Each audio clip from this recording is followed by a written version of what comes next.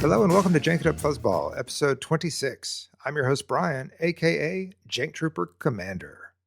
What is going on? We've made it to December. I hope you and yours had a great Thanksgiving break for those of you stateside. For those of you not stateside, I hope you had a great end of November. But here we are, early December, and we're all waiting. We're all waiting a bit on Covert Missions, wondering when it's going to drop. We're also waiting on a new holocron and rules reference guide that could change the standard meta as we know it, which would be very, very, very welcome. Today's episode, I'm focusing on a few things. I wanted to go ahead and make a couple of product plugs at the beginning. I have some sweet new tokens, and I was commissioned to do some alt art, which I'll talk about and how you can get that should you be interested. I also wanted to talk about our Christmas charity tournament. That is a week away. Just wanted to give one last plug for that if you're in the Houston area. And then I want to talk about some decks I've been playing. So it's been a few weeks since I last recorded. I've been playing kind of one meta-ish deck and then a couple of janky decks, and just want to discuss that. And then, as always, we're going to crack a pack, but very special episode because we are going to crack not one, my friends, but two packs. As I've mentioned before, I've been treated very, very well, and Kingwood Hobbies and Gameshop of Destiny both came to my rescue, sending me several packs. And I will not be able to get through them all before Covert Missions unless I start to double up. And Trey of Kingwood Hobbies said, hey, you should open one from each as a little kind of a contest. We can compare, who brought what, so to speak, in the packs. And so that's what we're going to do. And then at the end of the episode, I'm going to give away yet another monochromatic. And so that's what we got going on. So I hope you'll stick around and give it a listen. First up, I wanted to give a shout out to Gameshop of Destiny. They now have opened up pre-orders for boxes of Covert Missions. And Nick of Gameshop of Destiny reached out to me earlier this year and asked if I would do one of the alt arts. So as you know, I've done a few alt arts now, and I give them away with purchases from my shop. But he reached out and I said, sure, it sounds great. And that's pretty exciting. It's pretty exciting to be commissioned by someone who values what you do. And that's awesome.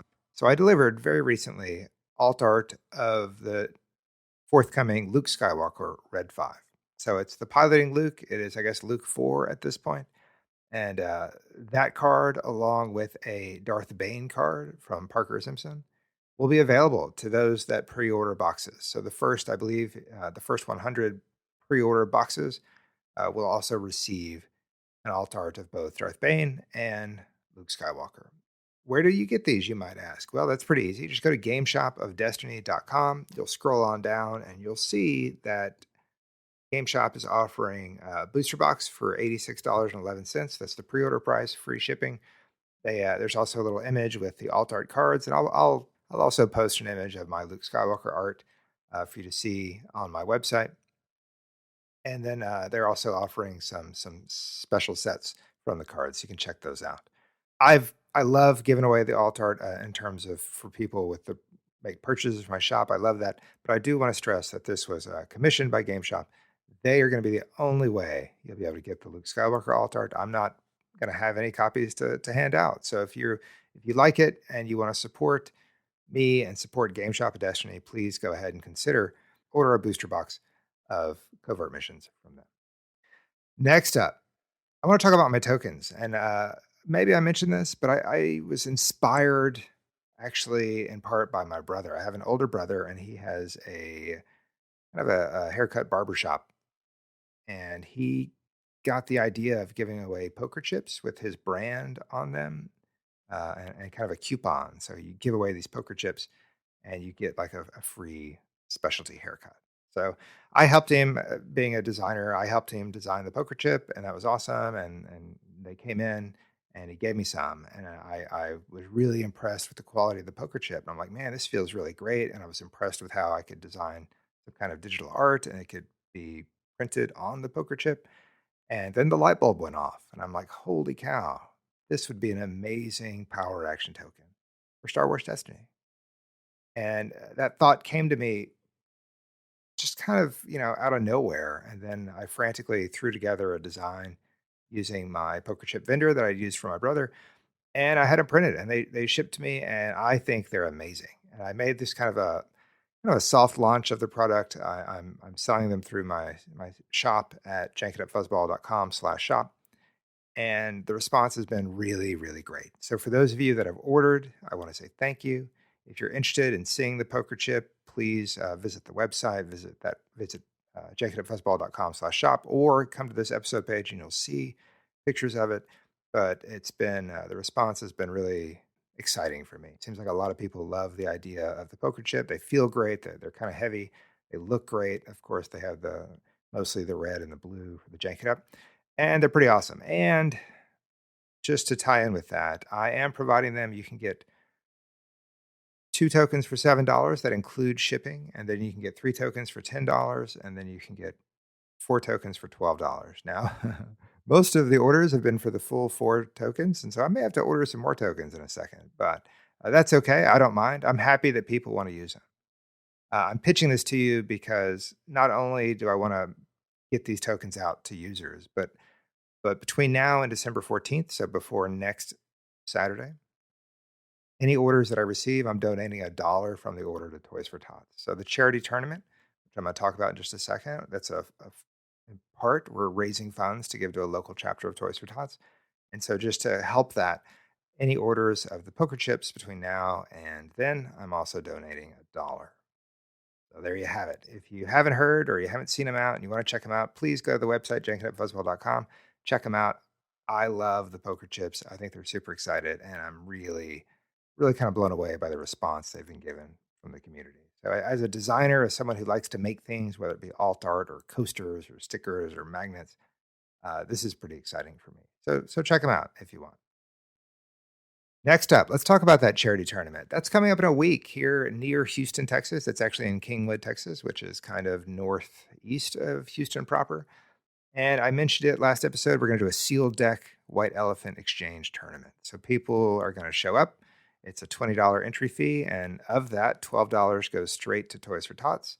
And the other $8 pays for your sealed deck. It's an infinite format sealed deck provided by Trey of Kingwood Hobbies. The event is at Kingwood Hobbies. And I'm anticipating a really good time. Like, I'm really looking forward to it. I know that, we're hoping to get 8 to 10 to 12 people. I would love to see that kind of number because that means we've raised $100 for Toys-for-Tots, right? How awesome would that be? And also, we're going to have fun. It's going to be jank. We're waiting for Covert Missions, right? What else are we playing? And so a sealed infinite format sounds like a lot of fun. You just show up, have some tokens with you, you pay your entry. We're going to do a potluck beforehand. So if you want to bring something, we're just going to hang out. It's community building, right? We're having a good time. And then at 2:00 on Saturday the 14th, we're going to draw, I suppose, numbers out of a hat in some format. And then we'll have a white elephant gift exchange of decks, right? These are pre-made decks. Trey has been quite busy making decks. I was chatting with him, and on Discord, he said he was making 16 decks to send to a buyer in Canada. So hats off to you, whoever ordered 16 sealed Dealer's Choice decks from Trey. That's awesome. And these decks come fully sleeved with at least 10 dice outside of their character dice, and, it should be awesome. And infinite formats. So who knows what kind of crazy concoctions are going to be there. The joy of the white elephant format, of course, is that someone's going to unwrap the deck, and they're going to see it, they're going to show it to everyone, and then the next person, whoever's turn it is, will have the option to either pick their own, hidden sealed package or steal that from the person that unwrapped it. So I think that part's super exciting because there's probably going to be 1 or 2 decks, or maybe there's a certain deck a certain player wants to play with, and they have an opportunity to actually go out there and get it. So it is not meant to be hyper competitive, but I know we are going to play a tournament afterwards.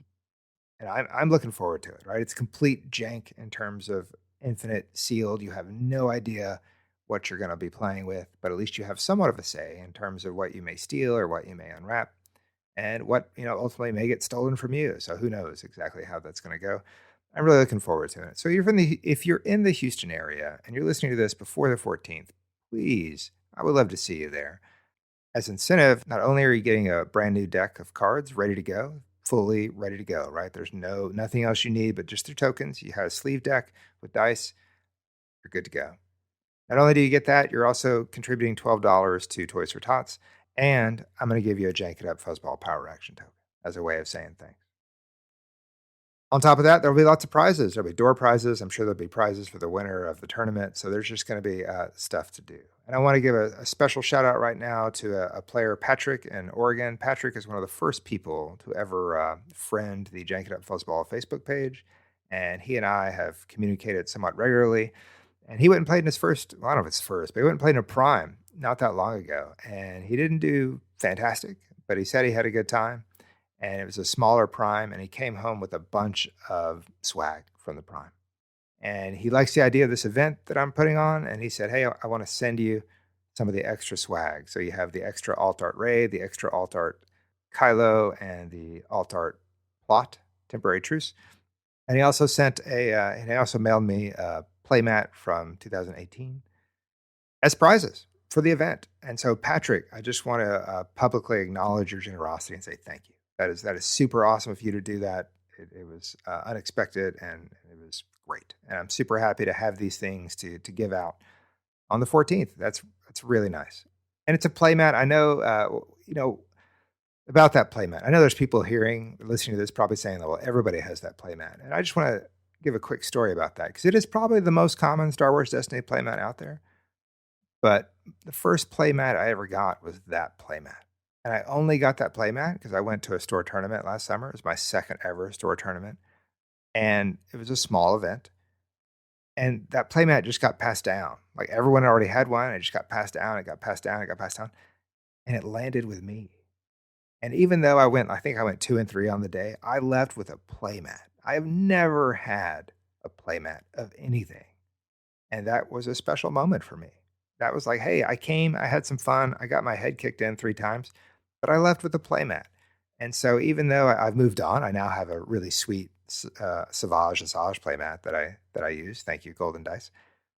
But I have that playmat. It's special. And so what I hope is that, maybe on Saturday we'll see some new players, some players that don't have a playmat, or maybe they're borrowing a playmat. But I want this playmat to go to someone who's going to use it. So, Patrick, again, heartfelt thanks for your contributions to that.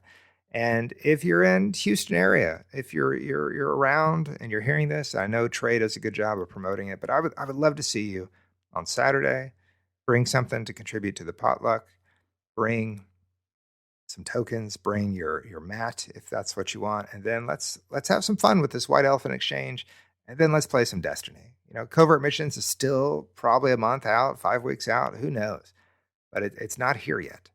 And our first prime in Houston isn't until January 4th. That's still a ways away. So why not get together? Why not have some camaraderie? Why not play some jank, roll some dice, have some fun at Kingwood Hobbies on December 14th? There you go. I feel like I've plugged a lot of things, but there's not a whole lot of news to discuss. And so I wanted to get that out in the open first.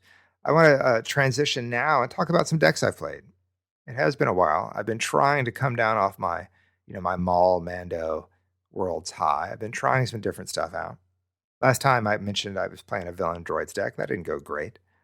And this time, I finally played a deck that I've had built. I actually took it with me to Worlds. It was my alternate deck that I was going to maybe play some pods with, but I ended up never doing that because I was just having so much darn fun with Maul. But it's Elite Palp 3 and Val, single die Val with Lightsaber Mastery. So rather than run Watto at 2 dice, I decided to go Val and use the plot that I can hide Fatal Blow underneath for sure. And Val does okay. She does some work, right? She does some work. She has 2 damage sides off the top. So there's 2 ranged, 2 indirect. She has a discard side, 1 discard. That's pretty helpful in the meta, right? Trying to maybe get rid of a delve or get rid of something else useful. She has a resource side, and then she has a special and a blank. The special says take 1 resource from an opponent.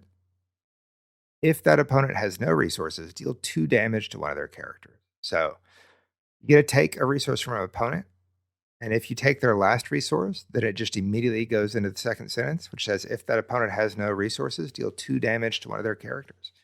So that's potentially 3 damage side. Now I'm only running 1 die Val, so I'm not running Elite Val. But I have to say, the first game I played, and I played against Greg, in the first 3 rounds, I hit 2 ranged, I hit 2 indirect, and I hit special for 2 damage. So Val did some work. So hats off to Val for that. I was playing against Greg, as I mentioned. He showed up with a Ray 3 Yoda.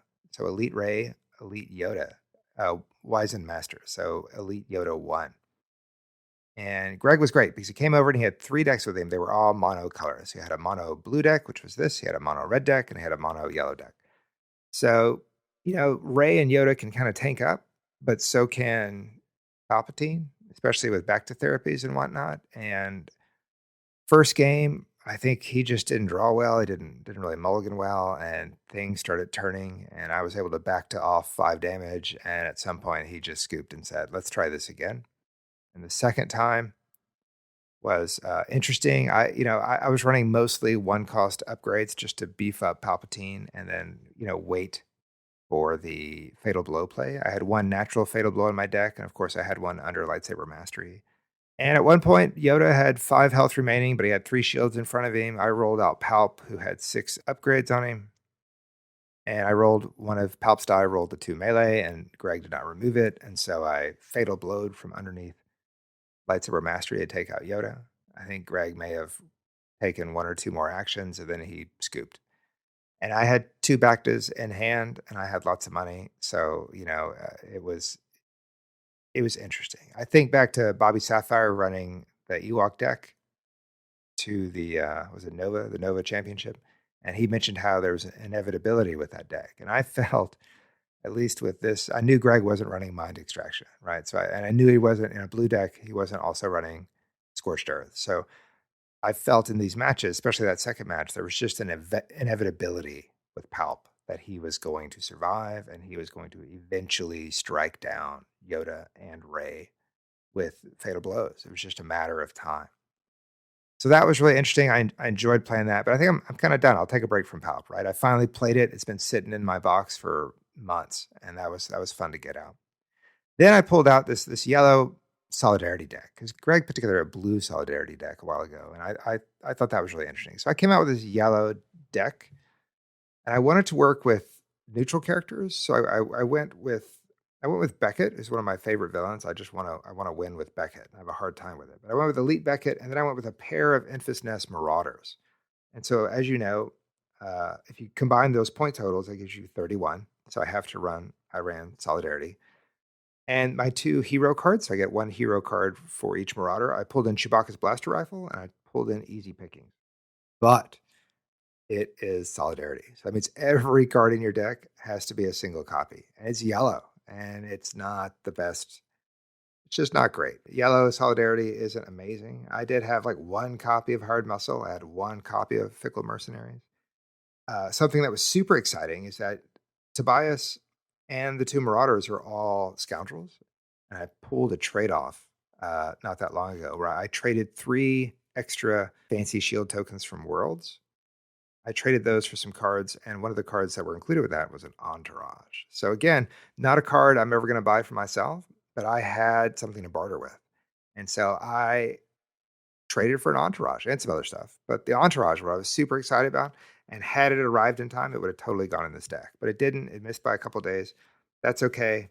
I had a lot of weapons to try to get on. I had Beckett's rifle, and I had a bartering, an Electro Ripper, and a Donderbus, and a DX2. But the thing is, none of those, or very few of those, have redeploy, if any of them. And what I found, Greg also switched decks. He had a yellow deck as well. He had IG-88 and Zuckuss, but he did not run Solidarity. He didn't need to. And it was difficult. The first game, I kind of got blown out pretty bad. And once he kills Beckett, usually more than half my dice are gone. And then I'm stuck with 2 Marauders. And to resolve their dice, you need to have money. And it was more challenging than I thought. I did win. I won the second game with the 2 Marauders and Beckett. Beckett was nearing the end of his life, but he managed to hold on, kind of stabilize. I was able to mitigate. And Beckett and his rifle did some work the next round, and I was able to take out IG-88, and eventually I took out Zuckuss, and I won a game. And I was like, hey, look at that. Maybe this isn't so bad. But the truth is, it is pretty bad, right? Solidarity is super fun when you're playing against another Solidarity deck, because there's just that lack of consistency. And against a deck that can provide consistency, I think there is a noticeable advantage. Even beyond that, I get an extra character point. But man, it's tough, because if they discard or you pitch a card, or if you throw back to mulligan for something, like you're not guaranteed to see that card again. And so it's just, it's difficult. He took the tiebreaker game. IG88 and Zuckus managed to take me out again fairly easily. It felt pretty easily. But I wasn't deterred. I was going to run that deck one more time. He switched up to his mono red deck, which is his Commander Cody, Clone Trooper, and Armor Reinforcement deck, which I talked about, how he immediately pulls out an ATRT and gets those shenanigans going. And I lost both of those. They were the second one was really close. It got down to one Clone Trooper versus Marauder, and he had, I believe, 1 health, and I had 1 health and armor plating, and it just he rolled 2 types of damage. He rolled like a 2 gun and then a 2 indirect on his dice. I couldn't kill him in the next turn. I couldn't mitigate the dice, so it took him 2 actions, but I could do nothing about it. That happened. I will say a couple of exciting, because you're playing Solidarity, you have some janky cards in there, right? One of the janky cards is a 0-cost yellow event called Sidestep. It features Dr. Aphra crawling under some laser wires. It says exhaust a support that costs 2 or less. Then you may deal 1 indirect damage to yourself to exhaust another support that costs 2 or less. So I did get to play this in like maybe the last match, or it was definitely against the Commander Cody deck. But he had that ATRT out. He also had a crate speeder. And so I drew this in one of my hands, and I played it immediately to exhaust the ATRT, and I dealt an indirect to myself to exhaust the crate speeder. So that felt really good. Obviously, it didn't change the outcome of the game, but it's neat. I love the idea of playing some of these lesser known cards. So that part I like about Solidarity, but the inconsistency is brutal. I like the idea of playing with neutral characters, especially like Marauder. It allows you to bring either a villain card or a hero card to the party, which I think is good. It also allows you to play cards that are specific to neutral, and you think there might be some of those, but there's really not. I'm looking at the database right now, and I did a search for any cards that have neutral in the text. There are 4 of them, and bonus points if you can name all 4. There is a battlefield, which is Theed, of course, and I was running Theed. I don't remember if I got to play it or not. I guess I did because I lost a lot. But Theed, if you spot a neutral, you can immediately take an action. No allegiance is a plot. You have to only have neutral characters. Then they have the Black Sun Blaster Pistol, where if it's on a neutral character, it does redeploy. But then my favorite one is Indifferent. Indifferent costs you nothing. It's 0-cost yellow neutral event. It says spot a neutral character to remove a die. So I was absolutely running that, and anytime that showed up, 1 out of 30, but if it showed up, it was a lot of fun to play. That's such a great card if you're running yellow with a neutral character in it. So that was pretty cool. So that was fine. That deck is here de-sleeved. I'm going to start sorting it back into its various containers. But I was thinking, I really like the idea of neutral characters, and I think having played Palp and having fun with it, and having played Maul, obviously, and having fun with him, I wanted to revisit another big, and that's Captain Phasma, Stormtrooper Commander.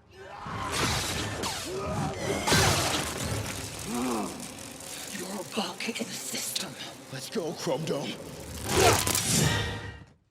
She's a lot of fun. I've tried to play her with a Mando before, and I think I've tried to play her probably with a Mando. Maybe a red character, but I decided, hey, let's look at a neutral character with her. But not only that, how can I give this deck more health? Because Phasma's at 12, and most of our other partners are at 7 or 8. And so even then, you're looking at 19 or 20 total health. Now, I know Phasma comes with 2 extra FOSS dice, or First Order Stormtrooper dice, but the health issue is what I'm concerned with. And so I had this epiphany, which epiphany to me, maybe someone thought of this a long time ago. But, now hear me out. Phasma, single die Phasma, but technically it's kind of a 3-die start, right? So single die Phasma, that's 18 character points, and then 2 Clawdite shapeshifters. Now, they're 6 points apiece. That gives me a 30. There's 6 health apiece. So I'm trading out one of Phasma's dice, and her die is very good. So I get that. It's better than a Clawdite. But I'm getting essentially 4 additional health. So I have a team of 24 health, 12 from Phasma, 12 from the Clawdites, as opposed to 20. And the Clawdites, they're neutral, which is fine. They're gray, which is interesting because you don't often play. How many gray characters are there? Not a lot, right? There's 2, Jawa and Clawdite, essentially. But the Clawdite has this awesome ability, though, where after you activate this character, you may choose a character subtype. Until the end of this round, that character gains the chosen subtype. Well, obviously with Phasma, you're building around troopers. She's a trooper. She's a leader. The FOSS dice are trooper dice. You have other cards like Conscript Squad. Those are troopers. You have ATRT, which can be used to modify any trooper dice. You have Mega Blaster troopers, and you have Sniper Team. Those are all trooper dice. And so Phasma also has the ability that you can resolve your trooper dice, showing damage as if they were melee damage. So, I know the gears are turning, right? You activate your Clawdite. You say trooper. If he rolls damage, 1 indirect or 2 indirect, I can resolve that as long as Phasma's alive. I can resolve that as melee. He also has a disrupt, and he has a resource, and he has 2 misses. So that's kind of a feel bad because he's going to roll some misses.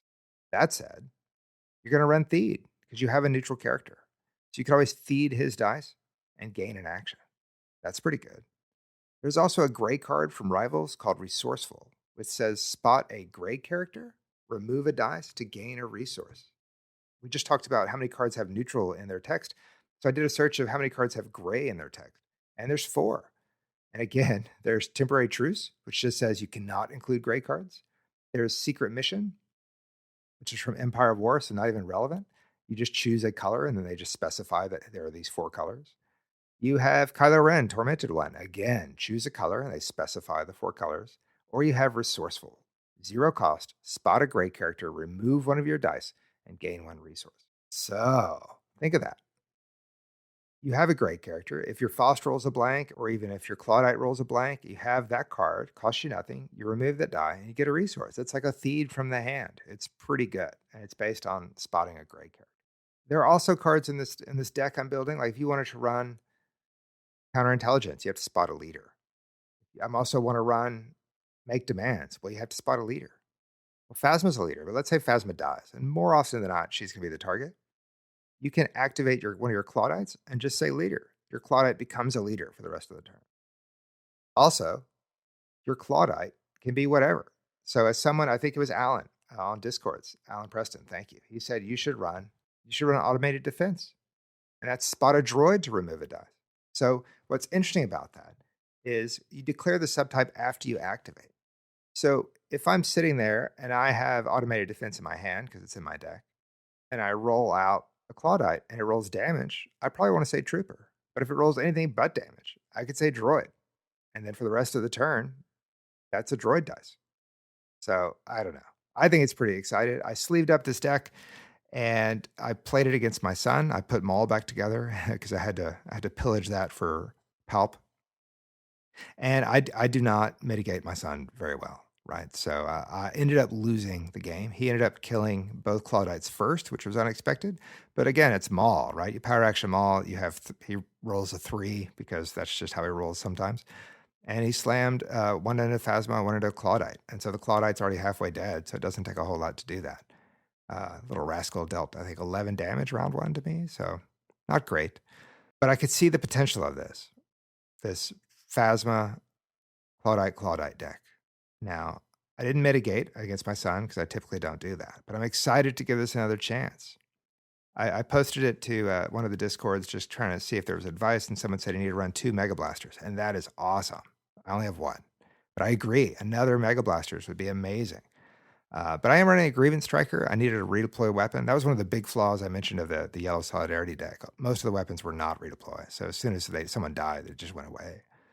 So I'm running a Quicksilver Baton and 2 Riot Shields. That makes sense. Those Riot Shields are for Phasma, but worst case, you can put them on a Clawdite, try to keep them alive.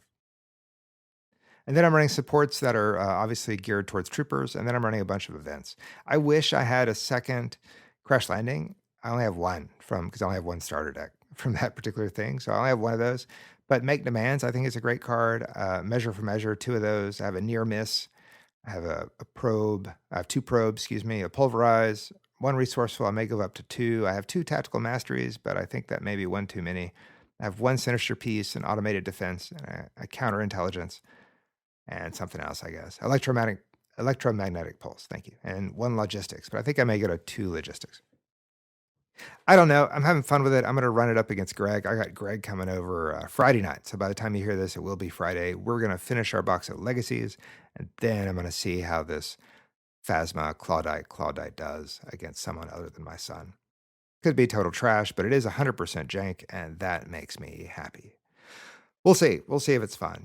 Greg and I, big announcement. Greg and I are going to play in the January 4th Prime in Houston. I've convinced Greg to come along, and we need to start figuring out what we're going to run. I have Maul in the back of my pocket. Like if I needed to, I could play Maul. And my son illustrated how awesome Pulse Cannon is in that deck because, wow, he used that to finish Phasma off really unmercifully. Just roll in damage, power action, roll in more damage, and it was not cool. That said, Maul Mando is going to have a very special place in my heart, and that's going to be from Worlds and doing as well as it did. And I'm a little anxious or nervous about taking it somewhere where I get shown the door pretty bad, right? Maul, I think, had his moment. I think enough people are onto him, and I would hate to go and then finish like 1-4. So I don't know. I'd rather go play in something kind of silly and have some fun with it and just make sure it's fun and rather than put any pressure to try to win. But we'll see. Greg and I need to start prepping, and we're going to get through that Legacies box. Maybe there's some extra cards that we can focus on and go from there. So yeah, I don't know. Clawdites, what do you think? I think I'm a little bit nuts, but if you have any suggestions for a single die Phasma and then double Clawdite deck, let me know. Give me that spice. I'm excited to see what it can do, and it should be fun. Is it going to be something I pilot into January? Probably not, but for now, I think it'll be a good time. All right, we are. I think it's time to crack some packs. I don't want to keep you too long, but now definitely, I have 2 packs here, and I want to give a shout out to Gameshop of Destiny. This is their pack. And thank you to Nick and Gameshop of Destiny again. If you pre-order your boxes from there, you will get some alt art from Parker Simpson and also from myself. And in my other hand, we have Kingwood Hobbies. So Kingwood Hobbies and Trey have been a huge supporter of me from very, very early on. And he, of course, is hosting the event on December 14th. So please, if you're in town and you want to play some Destiny and you want to do it for a good cause, right? Toys-for-Tots. Come on down to Kingwood Hobbies. Reach out. Go to kingwoodhobbies.com. You can basically reserve your spot, pay for your ticket there, and then you're all set. So I want to give a huge shout out to both Gameshop of Destiny and Kingwood Hobbies for their support of Jank It Up Fuzzball. And this is the first ever dueling pack opening, right? So I think we'll open up Gameshop of Destiny first, and then afterwards we'll do Kingwood Hobbies. So I don't have any Duel of Fates playing right now, but just in your head, just imagine there's a massive duel going on. So I've opened up 25 packs to date. You can view all of them if you go to Jank It Up Fuzzball and click on Crack Packs. You can see all the stuff I have, and eventually I will add these to it. But we're 25 packs in, and we haven't seen a legendary. I've got 2 chances tonight, people. What do you think? Here we go. Gameshop of Destiny. All right. We've done it. We have done it. Gameshop of Destiny has come through. This is a momentous occasion. Yoda's lightsaber. Hallelujah.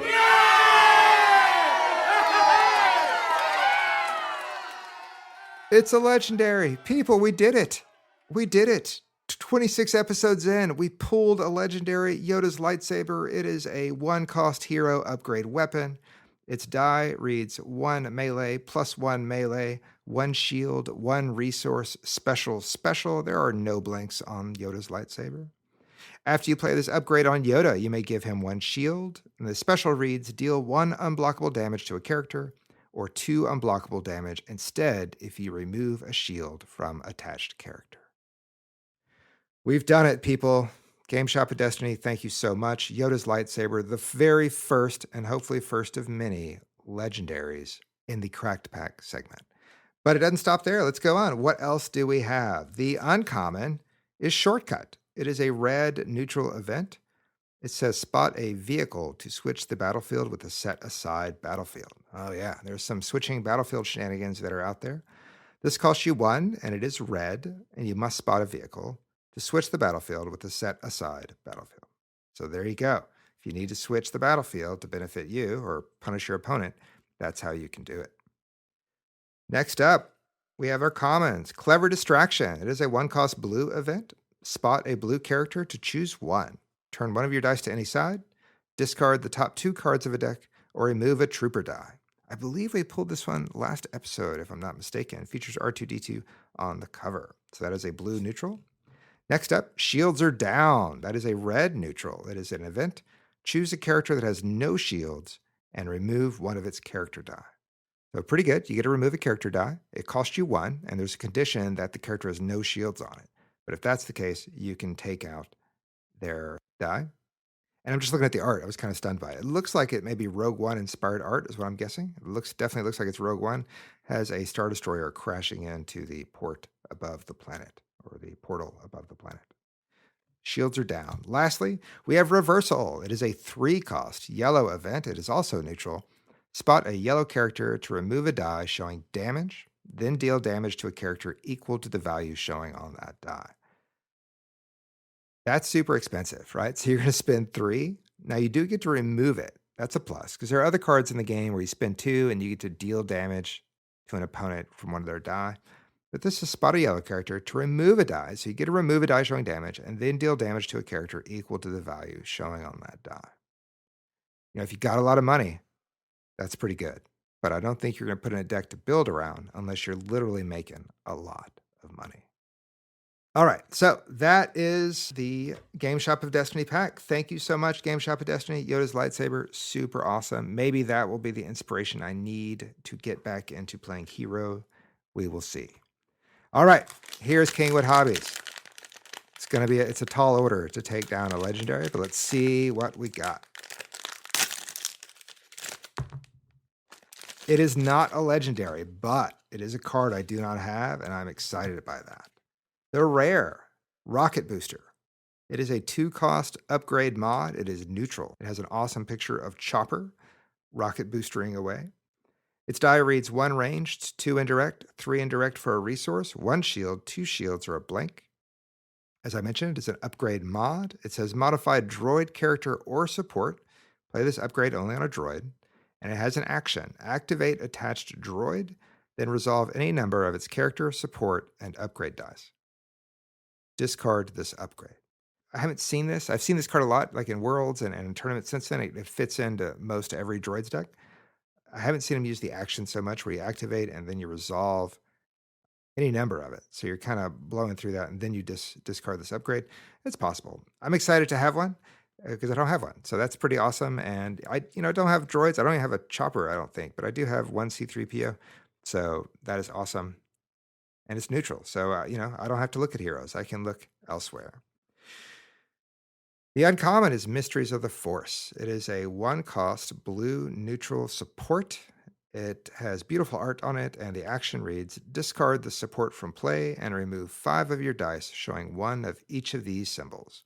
Melee damage, shield, resource, special, and blank. Then, play up to 3 upgrades from your hand and or discard pile for free. So, it's a 1-cost support. You can get it out there at any point during the game. And then, if you're able, in your pool, have a melee, a shield, a resource, a special, and a blank, you can discard the support from play, remove those 5 dice, and then play up to 3 upgrades from your hand or discard pile for free. This has been popping up in some Palpatine decks, and I've never seen it activated. I've never seen it actually played and successfully done. Who knows? Maybe I can get that to work. We will see. Mysteries of the Force is the uncommon. Let's go on to our commons. We have Dark Magic. It is a 0-cost villain event. It's also a spell. Choose a character and re-roll any number of its character dice. Deal 1 damage to that character if it has a curse on it. So again, choose a character, re-roll any number of its character dice. Deal 1 damage to that character if it has a curse on it. All right, so it has Mother Talzin in the artwork, so it clearly needs to be kind of a witch because it's a spell. Or it deals with curses, so you're looking at a witch deck. Old Daka, been meaning to build around Old Daka. Maybe this would show up there. Next up is Red. It is a villain red event. It is 0 cost. It is to victory. Gain resources equal to the number of defeated characters an opponent has. So there you go. So it's 0 cost. It's an event, and it's villain, but you get to gain resources equal to the number of defeated characters an opponent has. If you knew you were playing Ewoks, this would be pretty awesome. but it's super situational, right? You don't want to see it early because then it's a dead card. But if you see it late, maybe you can see a free resource. I see it being used, obviously, in maybe draft or sealed. I don't see anyone ever including it. It would be difficult to include it, at least in my own personal meta. I don't see that happening. And lastly, bad credit. We got Qui-Gon and Watto on the artwork. It is a neutral card. It is event. It is yellow. It is 2 cost. Remove all of an opponent's dice showing a resource. So bad credit. You're spending 2 of your money to remove any number of potential money for your opponent. I guess if you're really trying to prevent a ramp, but that just doesn't always seem like a good use of your money. Why would you spend 2 to try to keep them off delve? I guess I don't know. So yeah, it's one of those cards that doesn't necessarily fit. I don't know. I'd be interested to see it played. But who knows? Actually maybe going into Covert Missions where you're trying to get money to build the Death Star, this actually could see play. So there you go. Let's be a little more open-minded there, Brian, and talk about how it could be. So to recap, we had Rocket Booster. It is a gray neutral mod upgrade. We had Mysteries of the Force was the uncommon. And then we had Dark Magic, which is a blue event spell. We had To Victory, which is a red villain event. Dark Magic is a villain, I should say, also. And then we had Bad Credit, which is a yellow neutral event. So, hey, both those dice cards are cards I didn't have. Yoda's Lightsaber is the legendary, so it's hard to argue the legendary versus the non-legendary. But those were 2 very, very good packs. And I want to, again, shout out Gameshop of Destiny. I want to shout out Kingwood Hobbies. It's been a pleasure working with both of you on various different things. And please, if you're a fan of the podcast, give them a follow. Check their products out. KingwoodHobbies.com, GameshopofDestiny.com. Please give them some support as well. They are true friends of Jank, and I appreciate that. And thank you. So 2 packs in an episode. How cool is that? Also, our first ever legendary. How cool is that? Pretty great. Let's wrap up and end the show with our giveaway. It's our 3rd giveaway in a row. Congratulations to BJ out in Utah. He actually won the Ahsoka Tano monochromatic from Worlds. So that is awesome. We've given away a Grievous. We've given away an Ahsoka Tano. I'm bouncing back to the dark side for this one, but I have another monochromatic that I picked up from Worlds. And this is someone I mentioned just a few minutes ago, Old Daka. She is a Night Sister Necromancer. Character Witch, she has 9 health, and she makes zombie Night Sisters. I should say Night Sister zombies. So this is, I actually love the monochromatic art of this because it just has an eerie glow about her as she looks into her sphere, and the monochromatic looks really, really sweet. I'm going to sweeten the pot by including one of my tokens. So if you want to enter this and you win the Old Daka monochromatic, you will also get a Jank It Up Fuzzball power action token that you can play, conveniently enough, on Old Daka as you spend resource to get those zombies on the table. So what do you have to do to enter? Pretty simple. Just reach out to me through social media, through one of the Jank It Up Fuzzball social media, or email me directly at jankitupfuzzball@gmail.com. And I have a special question. Since we had 2 packs of cards we're going to look at, I'm going to focus on the 2 uncommons, and I want to remind you what they were. And I just want you to tell me which of these uncommons would you include in a deck and why? How would you see it being useful? So here we go. Your first option is Shortcut. It is a 1-cost red neutral event. Spot a vehicle to switch the battlefield with the set-aside battlefield. Your second option is Mysteries of the Force. It is a 1-cost blue neutral support. It's that crazy support where if you discard the support and you remove 5 dice showing 5 specific symbols, then you can play up to 3 of your upgrades in your hand or discard pile for free. So one of them is red and you have to be playing vehicles. The other one is blue, and obviously you're trying to get upgrades on the table. So reach out to me and just answer which of these 2, either Shortcut or Mysteries of the Force, would you lean towards building around, and what would you do with it? What would your strategy be? And I will enter you into the contest. I will randomly draw a winner next, let's say Friday the 13th. That sounded scary, but let's go ahead and say Friday the 13th. I'll draw a winner, and you will get Old Daka monochromatic and one of these very, very cool Jank It Up Fuzzball power action tokens. That's it. That's the episode 26. Next time you hear from me, I'll be hopefully talking about what an amazing time we had at the Christmas charity tournament at Kingwood Hobbies on the 14th. And hopefully I'll tell you that Phasma Clawdite created all kinds of fits for Greg this weekend. Who knows? But I can hope. I can hope. In the meantime, do me a big favor. Play some jank. Roll some dice. Have some fun. We'll talk to you soon.